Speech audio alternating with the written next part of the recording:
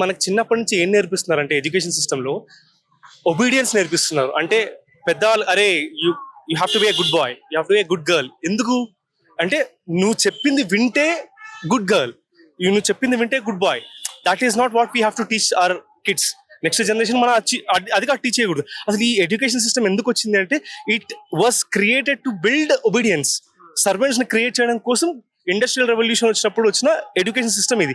ఈ పాత మూస ఎడ్యుకేషన్ సిస్టమ్ ని ఫ్యూచర్ జనరేషన్స్ కోసం పనిచేయదు. ఇప్పుడు మేము మిలేనియల్స్, మేము 1990s లో పుట్టాము. మా తరంలో మాకేం చెప్పారు, అరే మీరు మంచిగా ఉండండి, బాగా చదువుకోండి, ఉద్యోగం తెచ్చుకోండి, జీవితం సెట్ అయిపోద్ది. కానీ ఈ రోజు అది పటాపంచర్ అయిపోతుంది. ఎందుకు తెలుసా? ఏఐ రెవల్యూషన్ వచ్చేసింది. అంటే ఏంటి, ఈ రోజు నీకు మా పేరెంట్స్ తరంలో ఏమైపోయిందంటే ఒక జాబ్ ఉంటే జీవితంలో ఒక జాబ్ ఉంటే వాళ్ళు జీవితాంతా అదే జాబ్ లో కంటిన్యూ అయ్యేవాళ్ళు. ఇప్పుడు అదే కాదు. ఇప్పుడు అసలు ఫస్ట్ ఎంట్రీ మాలాంటి మిలేనియల్స్ ఒక జాబ్ స్టార్ట్ చేస్తే ఒక 10 సంవత్సరాల్లో ఒక 10 కంపెనీలు మారాల్సి వస్తుంది. ఎందుకంటే ఇన్ఫ్లేషన్ పెరిగిపోతుంది, అంటే రూపాయి విలువ పడిపోతుంది. మీకు వచ్చే జీతం 7% కూడా పెరగదు ఎవ్రీ ఇయర్, కానీ ఇన్ఫ్లేషన్ కూడా అంతే పెరుగుతుంది. ఒక పక్క నీకు లైఫ్ లో నువ్వు గ్రో ఆన్ అవుతుంటావు, అంటే నీకు పెళ్ళి అవుతుంది, పిల్లలు వస్తారు, ఖర్చులు భయంకరంగా, ఎక్స్పెన్సెస్ భయంకరంగా పెరిగిపోతున్నాయి, కానీ ఇన్కమ్ అంతా ఆ లెవెల్లో పెరగట్లేదు. అప్పుడు ఏం చేయాలి? మల్టిపుల్ ఆపర్చునిటీస్ కోసం వెతుక్కోవాలి. సో ఇది ఏమైపోయిందంటే ఈ కరెంట్ సిస్టమ్, ఈ ఎడ్యుకేషన్ సిస్టమ్ ఏదైతే ఉందో, అరే బాగా చదువుకో, మంచి మార్కులు తెచ్చుకో, ఉద్యోగం తెచ్చుకో, ఇది సెట్ అవ్వదు, ఇది సరిపోదు. అందుకే ఈ ఎడ్యుకేషన్ రిఫార్మ్స్ అనేది తీసుకురావాలి అనే మూమెంట్. ఈ ప్రొటెస్ట్ కి నేను సపోర్ట్ చేయడానికి పర్సనల్ రీజన్ ఏంటంటే అది. అంటే ఎడ్యుకేషన్ సిస్టమ్ లో సమూల మార్పులు జరగాలంటున్నారు. తప్పకుండా. నాకు చాలా స్ట్రాంగ్ వ్యూస్ ఉన్నాయి. ఏంటంటే ఫర్ ఎగ్జాంపుల్ నేను ఒక విషయం చెప్తాను. ఎడ్యుకేషన్ సిస్టమ్ లో సమూలమైన ప్రాబ్లం ఎక్కడుంది తెలుసా అండి? కంపారిజన్ లో ఉంది. కంపారిజన్ అంటే ఫర్ ఎగ్జాంపుల్ మీకు మంచి మార్కులు వచ్చాయి, నాకు మంచి మార్కులు వచ్చాయి. అసలు ఒక నంబర్ ఎందుకు ఇవ్వాలి హ్యూమన్ బీయింగ్స్ కి? నేను ఒక మనిషి, వేరే వాళ్ళు ఇంకొక మనిషి. నాకు ఒక విషయంలో మంచి తెలివి ఉండొచ్చు, ఇంకొకరికి వేరే విషయంలో చాలా ఎక్కువ తెలివి ఉండొచ్చు. ప్రతి మనిషికి ఒక నంబర్ ఇచ్చి వేరే వాళ్ళకి కంపేర్ చేసి, ఓకే మ్యాథ్స్ లో 35 తనకి, వేరే వాడికి 45 అనగానే okay they are very intelligent అన్న ఫీలింగ్ ఎందుకు వస్తుంది? అలా కాదు. మన ఎడ్యుకేషన్ ఎగ్జామినేషన్ సిస్టమ్ కూడా ఎక్కడ మారాలంటే మనం ఎలా ఎవాల్యుయేట్ చేస్తున్నాం స్టూడెంట్స్ ని, ఎలా ఎవాల్యుయేట్ చేయాలి? అరే మనం నేర్చుకున్న చదువుని జీవితంలో అప్లై చేస్తున్నామా లేదా అన్న దాన్ని బట్టి ఉండాలి. కానీ నువ్వు గుర్తు తెచ్చుకొని ఎగ్జామ్ లో ఆన్సర్ రాసావా లేదా అన్నట్టు ఉండకూడదు. మన చదువు ఆబ్జెక్టివ్ ఏంటి? ఎగ్జామ్ లో క్వశ్చన్ కి ఆన్సర్ రావడం కాదు. మనం నేర్చుకున్న చదువు, మనం తెలుసుకున్న చదువును క్లాస్ రూమ్ లో ఏదైతే నేర్చుకున్నామో అది జీవితంలో అప్లై చేయగలుగుతామా లేదా అనే దాన్ని బట్టి ఉండాలి. ఇప్పుడు క్వశ్చన్ ఏంటంటే, ఇప్పుడు ప్రధాన మంత్రులు కానీ, ముఖ్యమంత్రులు కానీ విదేశీ పర్యటనలకు పోతుంటారు, అక్కడ ఎడ్యుకేషన్ సిస్టమ్ చూస్తూ ఉంటారు. ఎందుకు మన దగ్గర కూడా ఇలా ఇంప్లిమెంట్ చేయొద్దు అనే ఆలోచన రాదా? లేకపోతే వచ్చినా కూడా ఎందుకు లేని పట్టించుకోరా? ఏంటి కారణం ఏంటి? మీరేమనుకుంటున్నారు? మీరు చెప్పండి. వాళ్ళకి వద్దండి. ఎందుకంటే భారతదేశంలో డెమోక్రసీ ఇప్పుడు ఏంటంటే, ఇప్పుడు ఏం జరుగుతుంది? ప్రశ్న అనేది వచ్చింది. ప్రశ్న అంటే యువతరానికి, లేకపోతే ఎడ్యుకేషన్ పెరిగిపోతే ఏమవుతుంది? ప్రశ్నించడం మొదలవుతుంది. చదువుకున్నోళ్ళు, తెలుగున్నోళ్ళు, ఇండిపెండెంట్ గా ఆలోచించే వాళ్ళు పెరిగిపోతే ప్రశ్నలు అడుగుతారు. వాళ్ళకి ఇది కాదు, వాళ్ళకి ఏం కావాలి? మా దగ్గరికి రావాలి సమస్యలతో, లేకపోతే వాళ్ళ అవసరం లేదు కదా. పొలిటికల్ సిస్టమ్, డెమోక్రసీ అంటే ఒక సోషల్ కాంట్రాక్ట్. ఇది సోషల్ కాంట్రాక్ట్. ఎందుకు మీరు చెప్పిన ఎడ్యుకేషన్ సిస్టమ్ ఒకవేళ ఇంప్లిమెంట్ చేస్తే, లేదా విదేశాల్లో ఉన్న ఆ సిస్టమ్ ఎవరు నమస్కారాలు పెట్టరు? రేపు రాజకీయ నాయకులకు దండాలు, నమస్కారాలు ఎందుకు పెట్టాలండి? ఎందుకు పెట్టాలి? ఫస్ట్ ఆఫ్ ఆల్ పెట్టాలని అదే. ఎగ్జాక్ట్లీ ఎందుకు పెట్టాలి? ఫస్ట్ ఆఫ్ ఆల్ మీరు డెమోక్రసీ, గవర్నమెంట్ అంటే ఏంటి అంటే, గవర్నమెంట్ అనేది ఒక social contract. I hope social contract అంటే, బాబు మాకు ఒక స్కిల్ ఉంది, సమాజంలో మాకు ఒక స్కిల్ ఉంది. నేను ఇంజనీర్ని, నేను సమాజానికి బిల్డింగ్ కడతాను. నేను సాఫ్ట్వేర్ ఇంజనీర్ని, నేను ఐటీ సెక్టర్ లో ఏదో పని చేస్తాను. నేను ఒక ఎడ్యుకేషనిస్ట్ ని, నేను ఎడ్యుకేషన్ లో చేస్తాను. నువ్వు ఈ పని చేసుకో. అందరూ అన్ని పనులు చేయలేరు కదా. సో ఇది ఒక సోషల్ కాంట్రాక్ట్. అలాంటి ఒక కాంట్రాక్ట్ లో మనము, బాబు మేము ఎన్నుకుంటున్నాం, మా ప్రతినిధిగా ఎన్నుకుంటున్నాం. నువ్వేం చెప్పావు? You are my public servant, we are paying you tax payer. మేము అంటే డైరెక్ట్ ట్యాక్స్ పే చేస్తాము, ఇండైరెక్ట్ ట్యాక్స్ కూడా పే చేస్తాం. అంటే ప్రతి వస్తువులో ఇండైరెక్ట్ ట్యాక్స్ కూడా పే చేస్తాం. So we are sponsoring the government to run. మేము మీకు పే చేస్తున్నాం. ఈవెన్ ప్రధానమంత్రి దగ్గర వరకు కూడా మేమిచ్చే డబ్బులతో వాళ్ళకి జీతాలు వస్తాయి, మేమిచ్చే డబ్బులతో ఫారెన్ ట్రిప్స్ కూడా జరుగుతాయి. So what we are asking here is accountability. అంటే జవాబుదారితనం. నేను ప్రధానమంత్రి అయిపోయాను, 10 సంవత్సరాల వరకు ఏ ప్రెస్ కాన్ఫరెన్స్ ఇవ్వను అంటే వరల్డ్స్ లార్జెస్ట్ డెమోక్రసీలో ఇది ఎలా అంటే ఎవరు క్వశ్చన్ చేయొద్దా దాని గురించి? That is the question here. అది ఆ యాటిట్యూడ్ కి అగేన్స్ట్ గా ఈ ప్రొటెస్ట్. జస్ట్ నీట్ గురించి కాదు, నీట్ గురించి మాత్రమే అయితే ఇంత ప్రొటెస్ట్ రాదు, దేశవ్యాప్తంగా ఇంత రియాక్షన్ రాదు. సో ఇది and most important I have to tell you, unfortunate thing ఏంటంటే మన main stream media is not really showing it. 30 రోజుల వరకు అక్కడ పీస్ఫుల్ గా ప్రొటెస్ట్ జరుగుతుంటే ఎవ్వరు ఏం చూపించలేదు. పోలీసులతో వాళ్ళు ఎలాంటి ఇంటరాక్షన్ చేస్తున్నారని అన్ని సోషల్ మీడియాలో ఉన్నాయి, ఇన్స్టాగ్రామ్ లో ఉన్నాయి.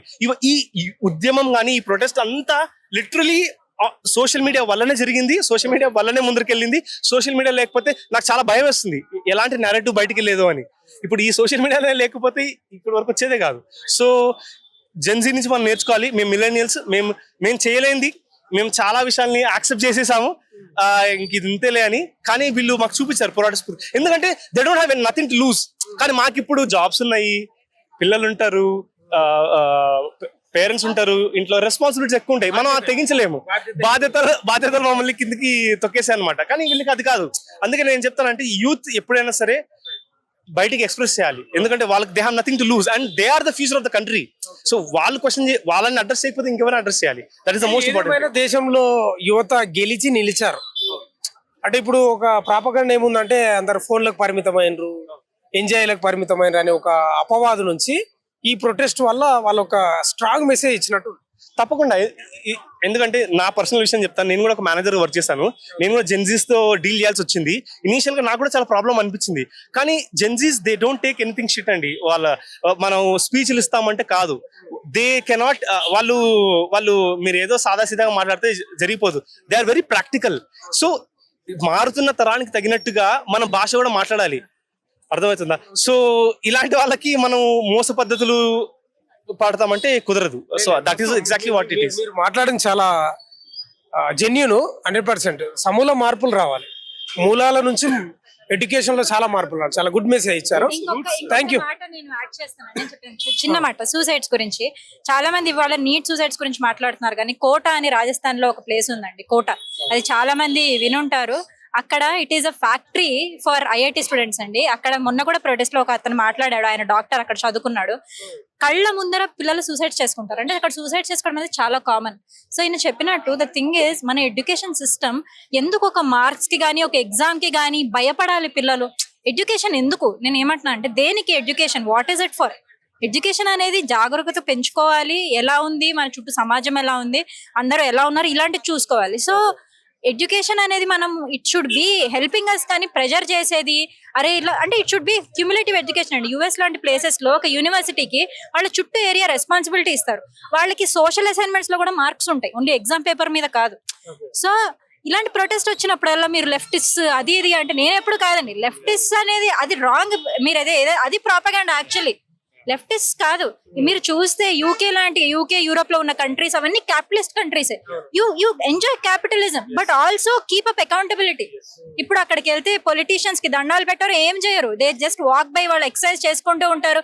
ఇక్కడ ఎందుకో పెద్ద బలగం గన్మెన్ ఎందుకండి? ఏమంటున్నానంటే it is we have 70 years నుంచి అసలు పొలిటికల్ అంటే అరే వాళ్ళకి బలం ఉంది, గూండాస్ ఉన్నారు, వాళ్ళ వెనకాల మనుషులు ఉన్నారు, ఫండింగ్ ఉంది, ఇదంతా ఒక పెద్ద స్ట్రక్చర్ లాగా వచ్చేసింది. ఐ థింక్ మాకు అన్నట్టు మిలీనియల్స్ కి ఎంత వరకు ఉందో లేదో తెలియదు, కానీ Gen Zs have told us that లేదు మనం ఇంకా క్వశ్చన్ చేయాలి అని చెప్పి నేర్పించారు. And I think we started doing it now. So అందులో ఇంకొక రూట్ ప్రాబ్లం ఉందండి. ఎడ్యుకేషన్ అనేది only for getting a job కోసం కాదు. మనం ఎందుకు ఎడ్యుకేషన్ ఎందుకు చేసుకోవాలి? Not to get a job. The objective is to get educated. అంటే మనం నాలెడ్జ్ పెంచుకోవడం కోసం చేసుకోవాలి. ఎందుకు వై నాట్ అంటే మన ఇండియా అనేది చాలా అన్ఆర్గనైజ్ సెక్టర్స్ కి ఒక ప్లేస్. ఇండియాని ఎందుకు అందరు చూస్తున్నారు, ఒక మార్కెట్ లాగా చూస్తున్నారు. ఎందుకు చూస్తున్నారు అంటే ఇక్కడ యూత్ ఎక్కువ ఉంది. ఇలాంటి యూత్ ఎక్కువ ఉన్న ప్లేస్ లో మనం ఏం ఆలోచించాలి? మన యూత్ ని జాబ్ కోసం ప్రిపేర్ అవ్వకూడదు, జాబ్ కోసం ప్రిపేర్ అవ్వండి ఎడ్యుకేట్ చేయకూడదు. ఇప్పుడు ఫర్ ఎగ్జాంపుల్ అండి, ఒక పియోన్ పోస్ట్ కి ఉత్తరప్రదేశ్ లో కానీ అలాంటి చోట ఒక 1000 పోస్టులకి కొన్ని లక్షల అప్లికేషన్స్ ఎందుకు వస్తున్నాయి అంటే ఇంకెక్కడ జాబ్ రావట్లేదు. అసలు జాబే ఎందుకు మనం క్వశ్చన్ చేయాల్సింది అక్కడ. జాబ్ మాత్రమే వాళ్ళ మైండ్ లో ఎందుకు ఉంది? నేను సొంతంగా ఒక వాల్యూ ఎడిషన్ ఎందుకు చేయకూడదు? ఒక ఆంటర్ప్రినర్ గా ఎందుకు తయారవకూడదు? చిన్న బిజినెస్ ఎందుకు సెటప్ చేయకూడదు? ఈ మైండ్ సెట్ మనం క్రియేట్ చేయలేకపోతున్నాం. అంటే మీరు రేజ్ చేస్తున్న ఈ పాయింట్స్ కోసం నిజంగా ఇప్పుడు యువత ఎట్లయితే గలమెత్తినరో ప్రొటెస్ట్ చేసిండ్రో నిజంగా సమూల మార్పులు రావడానికి కూడా చేయాలి. కానీ మంచి సలహాలు ఇచ్చారు. ఎందుకంటే నేను 11 సంవత్సరాలుగా ఒక బ్లాగ్ ని రన్ చేస్తున్నా, ఐడియల్ ఆంటర్ప్రినర్ అని చెప్పేసి. ఐడియల్ ఆంటర్ప్రినర్ అంటే బాబు, మనము ప్రతిసారి హైదరాబాద్, కోల్కతా, బెంగళూరు, చెన్నై, ఢిల్లీ ఇలాంటి ప్లేసెస్ కి ఎందుకంటే నేను కర్నూలు వాసిని. కర్నూలు నుంచి నేను ఎందుకు రావాలి హైదరాబాద్ కి? కర్నూలు నుంచి వేరే చోటికి, ఇంతకుముందు బెంగళూరులో వర్క్ చేస్తామని, బెంగళూరుకి ఎందుకు వెళ్ళాలి? నేను నా ఊర్లో నేను ఎందుకు, నా పేరెంట్స్ ఎందుకు ఉండకూడదు? ఇప్పుడు మాకు పిల్లలు వచ్చారు, మా పేరెంట్స్ రావాలి, వాళ్ళు ఊరు వదిలేసి రావాలి, ఎన్నో సమస్యలు ఉన్నాయి. దీనికి సమూలమైన రూట్ కాజ్ ఏంటంటే, ఎవరు ఎక్కడ ఉన్నారో అక్కడ సస్యశ్యామలంగా ఉండాలంటే టైర్ 2, టైర్ 3 సిటీస్ లో కూడా ఆపర్చునిటీస్ క్రియేట్ అవ్వాలి. అందరూ మూకుమ్మడిగా ఒక చోటికి రాకూడదు. ఇప్పుడు ఫర్ ఎగ్జాంపుల్ ఒకరోజు సడన్ గా వర్షం పడిపోతుంది, అంతా అస్తవ్యస్తం అయిపోతుంది. ఎందుకంటే కాన్సన్ట్రేషన్ ఆఫ్ పీపుల్ ఒకే చోట జరుగుతున్నాం. సో దీనికి సొల్యూషన్ గా నేను చాలా బ్లాగ్స్ లో పోస్ట్ చేశాను. గత 11 years గా పోస్ట్ చేస్తున్నాను, ఐడియల్ ఆంటర్ప్రినర్ అని చెప్పేసి. ఎడ్యుకేషన్ సిస్టమ్ లో కొన్ని మార్పులు చేయడం కోసం నా దగ్గర కొన్ని ఫ్రేమ్ వర్క్స్ ఉన్నాయి. నేను కూడా వాటిని ముందరికి పెట్టడానికి ట్రై చేస్తాను. I'm not an activist, but as an individual గా నేను నా వంతుగా ఆ ఐడియాస్ బయట పెట్టాను. సో ఇది ఒక ప్లాట్ఫామ్ అని అనుకొని నేను వచ్చాను ఈరోజు. థ్యాంక్ యూ, బాగుంది. మీరు కూడా న్యూ ఎడ్యుకేషన్ సిస్టమ్ రావాలని కొట్లాడండి, మీ వాయిస్ వినిపించండి ఎక్కడ.